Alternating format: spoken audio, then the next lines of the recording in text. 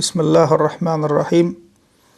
الحمد لله رب العالمين، والصلاة والسلام على رسولنا محمد وعلى آله وأصحابه أجمعين. Hormatly musulman doganlar, bugünkü dersimizde bidgatçylaryň, bidgatçy sopularyň ýaýradýan şüphesi var. Şol şüphe jogap berers. Bidgatçylaryň, bidgatçy sopularyň ýaýradýan şüphelerinden we islama ters sözlerinden biri, olar kim tawhide çağırsa we şirkden äge etse, yani kim halka tawhidi düşünürse we tawhidin tersi bolan şirki düşünürse we şondan äge etse, ol wahhabidir diýip töhmet atyp at takýarlar. We bilmeýän adamlara tawhide çağıryp şirkden äge etmek erbet zat ýalyp gorkalyp ýalňyş düşünje berýärler. Aslında bolsa musulman doganlar diniň asly we esasy. Allah Taalaň şu wagt içinde ugradan kitaplarynyň esasy. Ähli peýgamberleriň insanlara ilkinji öwreden zatlary. Biziň yaradylmagymyzyň maksady tawhiddir. Bir kişiniň boynuna birinji farz bolýan zat musulman doganlar tawhiddir. We peýgamberleriň insanlara birinji bilen äge eden zatlary. Iň uluguna bolan şirkdir. Ta ilki döwürlerden başlap şu wagta çenni ähli sünnet alimlerimiz tarapyndan ýazylan akida kitaplarymyzda, inanç kitaplarymyzda esasy düşündirilýän zatlaryň biri tawhiddir. Yani Allah Taalaň birligidir. Bu ähli bid'at akidaları bozuk bolan üçin we öz edýän amallarynyň içinde şirk bolan üçin bilmeýän adamlary kim tawhide çağırsa we şirkden äge etse wahhabidir diýip garalaýarlar we töhmet atýarlar. Bu dersimizde Allah Taalaň ýardymy bilen bu şüphe jogap bereriz. İlkinji gezek tawhid we şirk sözlerini eşidýän we tawhid we şirk näme diýmek diýjek doganlarymyz üçin açyklap aýtsak, musulman doganlar İslamda, dinimiz İslamda la ilahe illallah sözüne tawhid diýilýär. Tawhid diýmek arapça söz, manysy birlemek diýmek. İslam akidasyna görä Allah Taala birdir. Ähli zadyň ýeketäk ýaradyjysydyr. Allah Taalaň deňi, taýy, meňzeşi, şärigi ýokdur.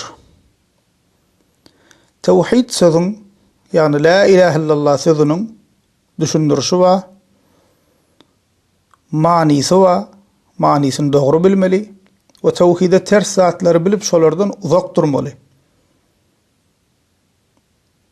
Täret almany öwrenen kişi täret bozýan zatlary öwrenýär we şolardan uzak durşy ýaly. Tawhidi, iman, la ilahe illallah öwrenenden soňra şonu bozýan ýalňyş zatlar bar. Tawhide la ilahe illallah ters zatlar bar, olar hem bilmeli. Şonu hakyky manyda la ilahe illallah diýdiğimiz bolýar musulman doganlar. Tawhid ýöne dillen aýdyp goýmaly söz däl. Manysyny düşünüp şoňa görä amal etmeli, şoňa görä ýaşamaly. Biz musulmanlar haçan la ilahe illallah diýemizde Allah Taalany birleýäs. La ilahe illallah diýemizde Allah Taaladan başga Rob, yaradyjy, rızk beren, öldürüp direldiýän, çağa bagşedýän, kesellesek ondan başga şifa berýän ýok diýäs. Haçan biz la ilahe illallah diýemizde musulman doganlar Allah Taaladan başga ibadete hakly ilah, ma'bud ýok diýäs. Yani ýeketäk Allah Taala ibadet edýärs, ýeketäk Allah Taala sığınýas, Allah Taalaň elinde bolan zatlary ýeketäk Allah Taaladan dileýäs. Haçan biz la ilahe illallah diýemizde musulman doganlar Allah Taalaň ýeketäk özüne mahsus at ve sıfatlarynyň bardygyny tasdiq edip Allah Taala'ny birleýäs. Şonuň üçin la ilahe illallah sözüne İslamda, musulmançylykda tawhid, birlemek diýilýär. Kur'an-ı Kerim ta başyndan soňuna çenni bize Allah Taala'nın tawhidini, birligini öwredýär. Fatiha surasının 1-nji ayetinden başlap ta iň soňky sura bolan Nas surasının soňky ayetine çenni Kur'an-ı Kerim'in her bir ayeti musulman dogunlar bize Allah Taala'nın tawhidini, birligini öwredýär. Şonuň üçin musulman dogunlar bir kişi tawhid öwrenjek diýse, ilkinji okamaly kitabı Kur'an-ı Kerim'dir. Misal üçin Kur'an-ı Kerim okusak, ähli zadyň yaradyjysynyň yeketek Allah Teala'dygy bize öwredilýär. Ýa-da başga ayetlerde yeketek Allah Teala ibadet etmeligimiz bize öwredilýär. Kur'an-ı Kerim'in käbir ayetlerine Allah Teala'nın at ve sıfatlary bize öwredilýär. Bizi yaradan Rabbimizin Allah Teala'nın diňe özüne mahsus at ve sıfatlary bar. Allah Teala eşidýär, görýär, Er-Rahman, Er-Rahim, Er-Razzaq atlary bar. Şolar bize öwredilýär. Yine bir ayetler okuyas, Allah Teala bize Kur'an-ı Kerim'de bizden yaşap geçen kowumlardan haber berýär. Ve olaryň başyna gelen wakalary bize Kur'an-ı Kerim haber berýär. Müşriklerden, kafirlerden Kur'an-ı Kerim'de bize haber berilýär. Ýagny tawhidi kabul edip iman edenleriň başyna nämeler gelipdir? Tawhidi kabul etmän, tawhidi kabul etmän, iman etmän müşrik we kafir bolanlaryň başyna nähili azaplar gelipdir? Kur'an-ı Kerim'de bize şol öwredilýär, haber berilýär. Diýmek musulman doganlar Kur'an-ı Kerim başyndan soňra çenli insanlara tawhidi öwredýär. Kur'an-ı Kerim'in 1-nji surasy, Fatiha surasynyň 1-nji ayeti. Bismillahirrahmanirrahim. Bismillahirrahmanirrahim. Fatiha surasynyň 1-nji ayeti. Şunda bize Allah Teala'nın birligi tawhidi öwredilýär. Eýem şu Bismillahirrahmanirrahim'in içinde näme diýäs biz? Rahman we Rahim bolan Allah Teala'nın ady bilen diýäs we şul birji ayetiň içinde bize Allah Teala'nın 3 tane ady öwredilýär. Allah, Rahman, Rahim. Ýa-da Kur'an-ı Kerim'in iň soňky surasy, Nas surasy. Nas surasy. Iň soňky ayetine içinde bize Allah Teala'nın birligini öwredýär. Nas surasynda biz näme diýäs? Kul a'udhu bi rabbin nas, melikin nas, ilahin nas, min şerril vesvasil khannas, allazi yuwaswisu fi sudurin nas, minel cinneti ven nas. İnsanlaryň Rabbina, insanlaryň meligine, padşahyna, insanlaryň ilahine sığınýaryn diýip bize Nas surasynda bir Allah Teala sığınmalygymyz öwredilýär. Başka ayetlerden misal versek, musulman doganlar Allah Teala'nın tawhidini, birligini öwredýän ayetlerden, açyk öwredýän ayetlerden, her birimize kiçiligimizden öwredilýän sura Kul huvallahan İhlas surasy. Kul huvallahu ahad, Allahus samad, lem yelid ve lem yulad ve lem yekul lehu kufuwan ahad. Ayet ol Allah birdir. Allahus samad, Allah samettir. Hiç bir zada mätäş däldir, ähli zat oňa mätäşdir. Lem yelid ve lem yulad, dogurmady we dogurulmady. Ve lem yekul lehu kufuwan ahad, onuň meňzeşi, deňi taýy hiç bir zat oňa meňzeşi däldir diýär. Meňzeşi deňi taýy ýokdur diýär. İhlas surasy bize näme öwredýär? Allah Teala'nın birligini, tawhidini öwredýär. Başka ayette Allah Teala diýär, Taha surasynyň 14-nji ayetinde İnneni enallah la ilahe illa ana fa'budni ve aqimus salata li zikri. Şeksiz men Allah'tır. Menden başka hak ilah yoktur. Maňa ibadet et ve meni ýatlap durmak üçin namaz kıl. Muhammed surasynyň 19-njy ayetinde Allah Teala diýär: "Fa'lam ennehu la ilahe illallah ve estağfir li zenbik ve lil mu'minina vel mu'minat." Bil ki ey Muhammed sallallahu aleyhi ve sellem Allah Teala'dan başka hak ilah yoktur. Ve öz günahın için ve iman eden erkekler ve iman eden zenanlar için bağışlanma dile diye. Allah Teala hemen buyuruyor Peygamberimiz Muhammed sallallahu aleyhi ve selleme fe'alem ennehu la ilahe illallah. Bil ki Allah'tan başka hak ilah yoktur. Yani tevhidi billiye. Zariyat suresinin 56. ayetinde Allah Teala bize hemen haber veriyor. Ve ma halaktul cinne vel insa illa liya'budun. Ben cinler ve insanları dine bana ibadet etsinler deyip yarattım diye. Dine Allah'a ibadet etmek Allah Teala'nın tevhidi. Fatiha suresinin 5. ayetinde biz ne diyor? İyyâke na'budu ve iyyâke nesta'in. Ya Rab, ya Allah Teala ne biz dine sana ibadet ediyoruz ve biz dine senden yardım kömek dileyeriz diyez. Bu da Allah Teala'nın tevhidi. İbadette Allah Teala'nı birlemek. Demek ne Müslüman doğanlar Kur'an-ı Kerim ta başından sonuna çenin bize Allah Teala'nın tevhidini, birliğini öğretiyor. Yani bu ehli bid'at fikirlenmeli. Tevhidi öğretiyen Vehhabilik olacak olsa Kur'an-ı Kerim Vehhabilen kitabı oluyor.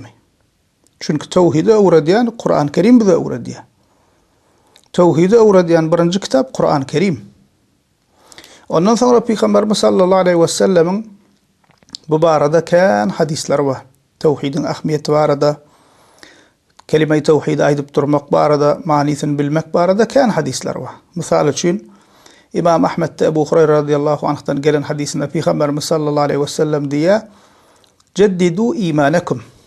Qila ya Resulallah ve keyfe nuceddidu imanana? Kale eksiru min kavli la ilahe illallah. Peygamberimiz sallallahu aleyhi ve sellem diye sahabeler yüzlenip imanlarınızı tazelep durun diye. Onda sahabeler diyorlar ya Resulallah ne edip imanlarımızı tazelel diyorlar. Sonra Peygamberimiz sallallahu aleyhi ve sellem diye tevhidi la ilahe illallah sözünü köpürek kaytalan diye. Ki köpürek kaytalan diyeni her bir akıl bar Müslümana düşünüklü manisini bilmen, düşünmen yöne dillen del manisini düşünüp yüreğin bilen bilip şona göre amel edip ondan kaytalasan şonu peyda veriyor. Ama yöne manisini bilmen kalbinle inanman yöne dillen şeyle deyip dursan onun peydası bolmaya. Yani hud Peygamberimiz sallallahu aleyhi ve sellemin bize öğüdü diye köpürek tevhidi la ilahe illallah'ı kaytalap durun imanınızı tazelen deyip. Şimdi buna ne diyecek ki ehli bid'at, buna da Vehhabilik diyecekler mi ki?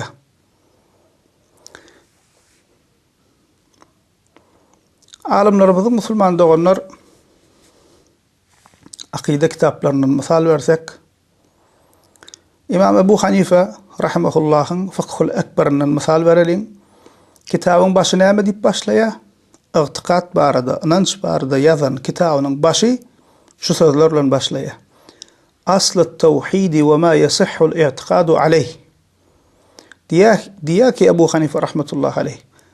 Tevhidin asli ve özüyle i'tikadın doğru olayan zadı diye yecibu en yekule amentu billahi ve melaiketihi ve kutubihi ve rusulihi vel ba'thi ba'del mevti والقدر خيره وشره من الله تعالى والحساب والميزان والجنة والنار ذلك حق كله. Diyaki imanın, tevhidin asli ve özüyle i'tikadın doğru bolyan zadı diye şunu demeklik vaciptir diye. Allah'a iman ettim, periştelere iman ettim, Allah Teala'nın kitaplarına iman ettim, peygamberlerine iman ettim, ölümden son dirilmekliğe iman ettim. Kadara, hayrın ve şerrin Allah Teala'dan gelyenliğine iman ettim. Hasabı ve mizanı terada iman ettim. Cennete ve cehenneme iman ettim. Ve zâlike hakkun kullu. Şuların hemmesi haktır demektir diye. Tevhidin aslı şullur diye. Akide var da Fıkhul Ekber adlı kitabımızın başı şeydip başlaya ve devam ediyor son iyiydi. Bugün ne diyecekler ki Ebu Hanife rahmetullahi aleyh tevhidi düşünürüp başlattır kitabına. Ya olmasa İmam Tahavi'nin El-Akidet-i Tahaviye adlı eseri yine de bizim akide kitabımız. Kitabın başı şey deyip başlaya. Akide var da aydıp başlayan zatlar şu sözlerle başlaya. Nekulu fi tevhidillahi mu'takidine bi tevfikillah. İnnallâhe vâhidun la şerike leh. Diyersiye. Allah Teala'nın tevhidi barada şey diyersiye. Allah Teala'nın tevfikine i'tikad edip Allah Teala'nın tevhidi var da birliği var da şunu diyeriz diye. İnnallaha vahidun, Allah Teala birdir, la şerike leh, şeriki yoktur diye. Akide barada en kadim kitaplarımızın bir başı şey dip başlaya, tevhid bilen başlaya. Akide kitaplarımızın musulman doğanlar hemmesi diyen yal Allah Teala'nın tevhidi barada düşünür ya. 20-30 kitabı gözden geçirdim. Hemmesem 800 yıl, 1000 yıl bundan ön yazılan akide kitaplarımız, ahl-i sünnet ulemalarımız tarafından yazılan kitaplarımız hemmesinin içinde Allah Teala'nın tevhidi, birliği, ad ve sıfatları düşünürler. Yani tevhid barada düşünürülmeyen akide kitabımız yok. Sahih Bukhari misal için hemmemiz biliyoruz. Sahih Bukhari'nin en son bölümünün adı näme? Kitab-ı Tevhid. Bölümün adı Kitab-ı Tevhid. Ve şol yerde İmam Bukhari Allah Teala'nın tevhidine değişli ayet ve hadisler getiriptir. Sahih Bukhari'nin içinde bir bölüm adı Kitab-ı Tevhid'in Allah Teala'nın birliği vardı. Şol için Müslüman doğanlar her bir Müslüman bilmeli şeriat ilimlerinin en beyi tevhiddir. Yani Allah Teala'nın birliği, akide, i'tikattır. Bu tevhide değişli aytacaklarımız ve tevhidin tersi Müslüman doğanlar şirktir. Tevhidin tersi şirktir. Şirk demek näme? Arap dilinde şirkin manisi Müslüman doğanlar bir zadi başka zada şerik etmek. Bir zadi başka zada şerik etmek. İslam adalgısında, İslam istilahında şirk şeyle açıklanıyor. Dine Allah Teala mahsus zatlarda, yaradılan zatlardan birini Allah'a şerik etmek, şerik koşmağa şirk değil. Yani misal için, misal bereliğin has ol düşünüklü bolarıyalak. Allah Teala'dan başkasına ibadet etsen şirk bolýar. Çünkü ibadet etmeklik dine Allah'a mahsus. Musulman dine Allah'a ibadet etmeli. Eğer bir kişi ibadetten haysem bolsa bir zat Allah Teala'dan başkası üçün etse şirk bolýar. Ya olmasa Allah Teala'nın sıfatlarından bir sıfatı mahluka yönköse o da şirke giriyor. Ya da dine Allah Teala'nın elinde bolan zatları Allah Teala'nın dine elinde bolan zatları mahluktan dilese o da şirk bolýar. Ya da dine Allah Teala'nın elinde bolan zatları mahlukatın dahil bar dip inansa Müslüman doğanlar o da şirke giriyor. Ya olmasa misal için gaybı dine Allah Teala bilýär. Gaybı dine Allah Teala bilýär. Emma palçym gaybı bilýär dip inansa bir kişi şirk bolýar. Ya da alem jahanı dolandyryp durmak dine Allah Teala'nın elinde. Dine Allah Teala'nın elinde alem jahanı mahlukatı dolandyryp durmak. Mahlukattan käbir zatlaryň şu zatlara täsiriniň bardygyna bir kişi inansa, ol hem näme musulman doğanlar şirk bolýar. Ya da çağa bagş etmek, dine Allah Teala'nın elinde bolýan zatlar mahluktan dilemek şirk bolýar diýdik. Misal üçin çağa bagş etmek Allah Teala'nın elinde. Rızık bermek, şifa bermek, şu zatlaryň hemmesi Allah Teala'nın elinde. Şunu gidip mahluktan, ölüden, kabirden, bir zatdan dilese musulman doğanlar bu da şirk bolýar. Ya da Allah Teala'nın mahluka dengese, ya da mahluka Allah Teala dengese, bu da musulman doğanlar şirk bolýar. Şirk musulman doğanlar ulu günahların en ulusudur. Allah Teala'nın haram eden zatlarının en ulusu şirktir. En erbet günah, en ağır günah näme diýip sorasan, käbir kişiler näme diýär? Adam öldürmek, zina etmek, ogurlyk etmek diýip başlaýar. Emma hemme günahların ara içmek, adam öldürmek ýalak ulul günahların en ulusu musulman doğanlar şirktir. Şonuň üçin peýgamberleriň hemmesi ta ahirki peýgamber Muhammed sallallahu aleyhi ve sellem çenni birinji bilen insanlara düşündirip äge eden zatlarynyň biri näme? Şirktir. Şirkden äge edipdirler. Kur'an-ı Kerim ve sahih hadislere göre en ağır, en erbet günah şirktir. Kur'an-ı Kerim'in birinji bilen karşısına görüşýän günäsi Kur'an-ı Kerim'in we sahih hadisleri musulman doğanlar şirktir. Şonuň üçin musulman kişiniň birinji gorkmaly, çekinmeli we özüni goramaly günäsi musulmandygynyň şirkdir. Delillere seretsek, şirk barada Kur'an we sünnette gelen delillere seretsek, Allah Teala Maide suresinin 72. ayetinde diye innehu men yüşrik billah fakat harramallahu aleyhi'l cennete ve ma'vahu'n nar ve ma liz-zalimin min ansar. Allah Teala diye kim Allah'a şerik koşsa Allah Teala onu cenneti haram edendir ve onun yeri cehennemdir diye. Yeketak günah musulman doğunlar Allah Teala Kur'an-ı Kerim'de men onu cenneti haram ettim diyen günahı eğer tövbe etmen ölen olsa ol hem näme şirktir musulman doğunlar. Ya da Allah Teala diye Kur'an-ı Kerim'de tövbe etmen ölse yeketak bağışlamar diyen günahı musulman doğunlar şirktir. Nisa suresinin 48. ayetinde Allah Teala diye İnna Allah la yaghfiru en yushraka bihi ve yaghfiru ma dun zalika limen yasha. Allah Teala özüne şerik koşulmagyny hiç haçan bağışlamaz. Ondan galan günahlar diye islanyny bağışlar diye. Ve dedik peygamberlerin ümmetlerini aga eden birinci günahlar näme dedik? Şirk dedik. Delili Nahl suresinin 36. ayetinde Allah Teala diye وَلَقَدْ بَعَثْنَا فِي كُلِّ أُمَّةٍ رَسُولًا أَنْ يَعْبُدُوا اللّٰهَ وَاجْتَنِبُوا الطَّاغُوتَ. Allah Teala diye kasam olsun diye. Biz her ümmete bir Allah'a ibadet edin ve tağuttan kaçın deyip peygamber kuruttuk diye. Bir Allah'a ibadet edin diyen tevhid. Allah Teala'nı birlemek, Allah Teala iman etmek ve dine Allah'a kulluk etmek bu tevhid.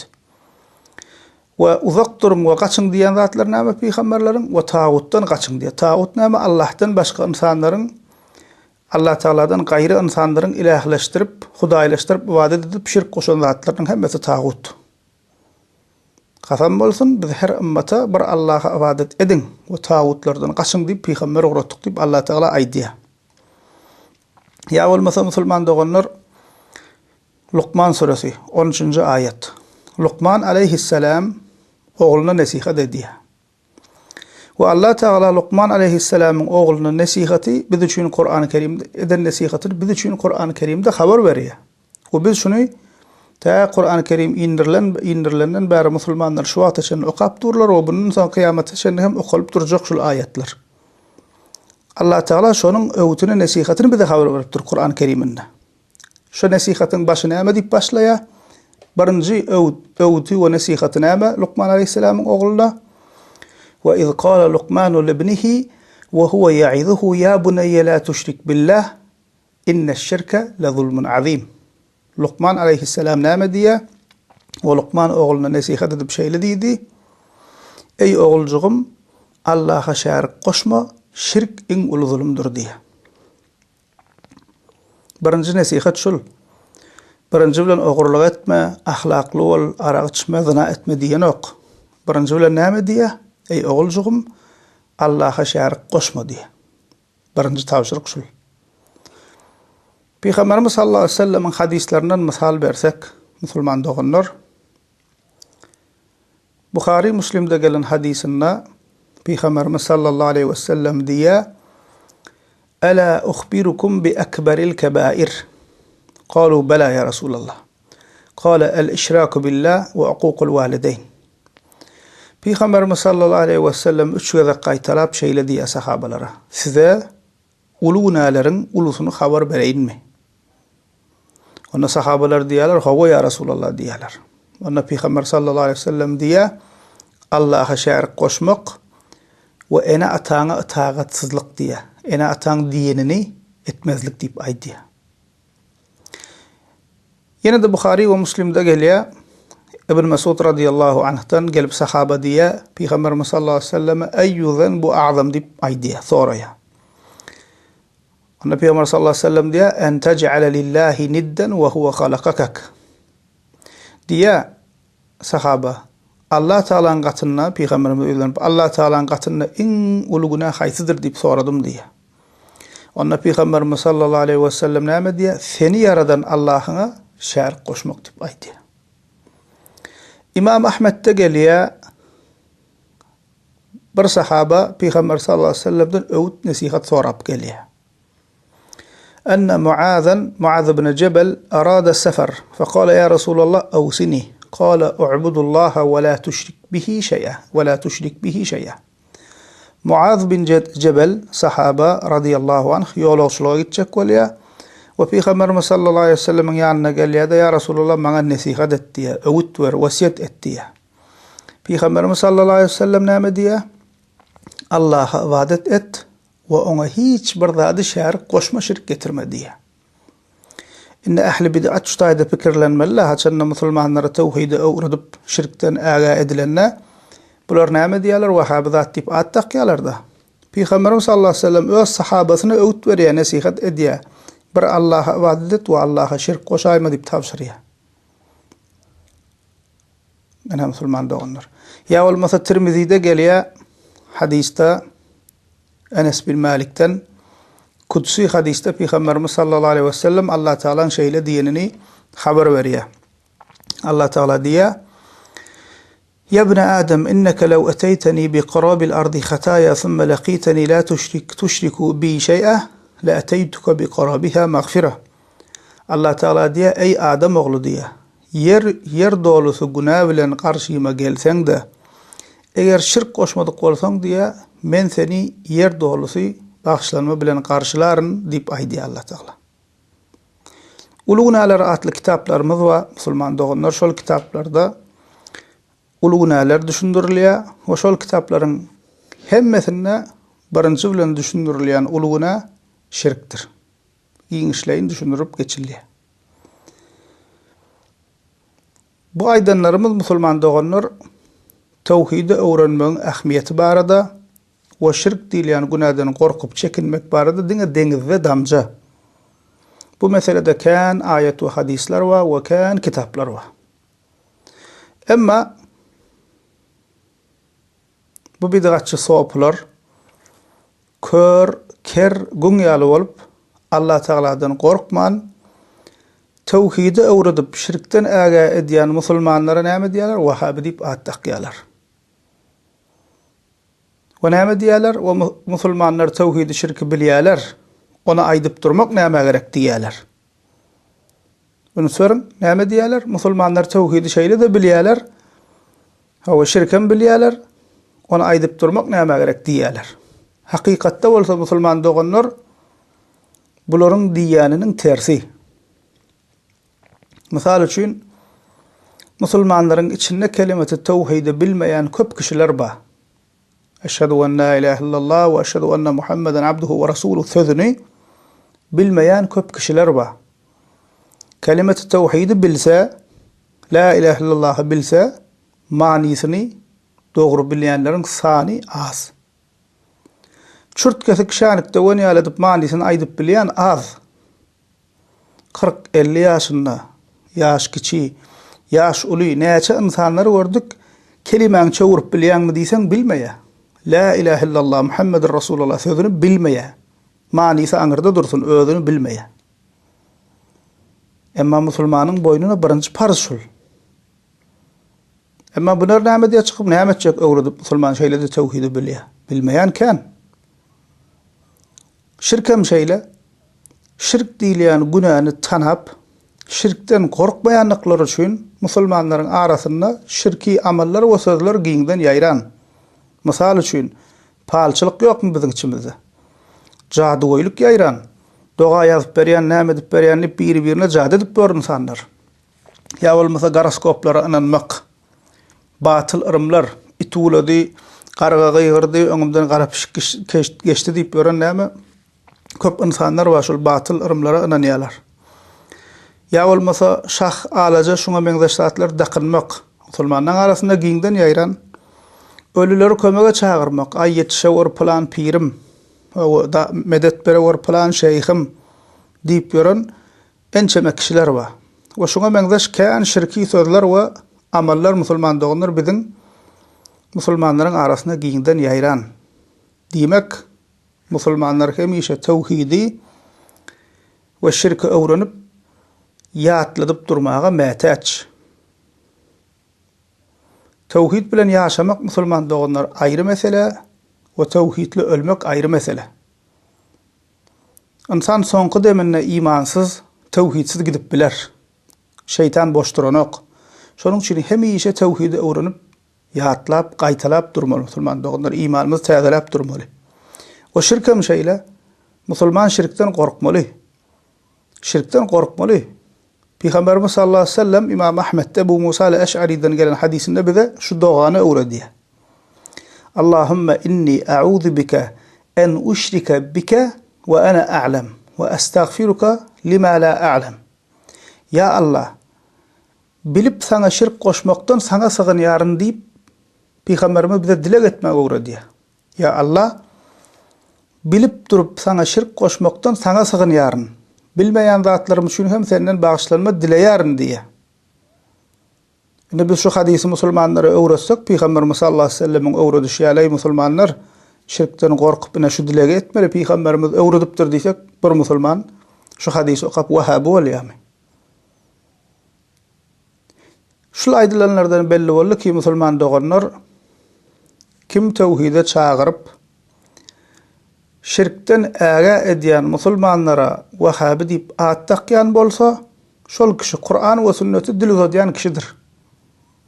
Çünkü Allah Teala Kur'an-ı Keriminde ve Peygamberimiz sallallahu aleyhi ve sellem sahih hadislerine bize tawhidi öwredip şirkten äge edýän. Yani tawhidi şirki öwredýän, tawhidi öwredip şirkten äge edýän Kur'an we sünnet. Ve kim tawhide çağırıp şirkten äge etse Wahhabi diýip şolara at taksa şeýdip tawhide çağırıp şirkten äge edýänlere at taksa Kur'an-ı Kerime we sahih hadisleri dil uzadýan kişi şol. Ve kim tawhide çağırıp şirkten äge edýän musulmanlara Wahhabi diýip at takyp garalayan bolsa, musulman doganlar şol akidesi bozuk bidgatçy adamdyr. Allah Teala hemmemize güýçli iman versin. Tawhid bilen ýaşap, tawhid bilen amaladymyzy tawşyrmak Allah Teala bize we neslimize müýesser etsin. Ve Allah Teala bize ehli haram işlerden, hususan şirkten bizi ve neslimizi gorasın. Elhamdülillahi Rabbil alemin.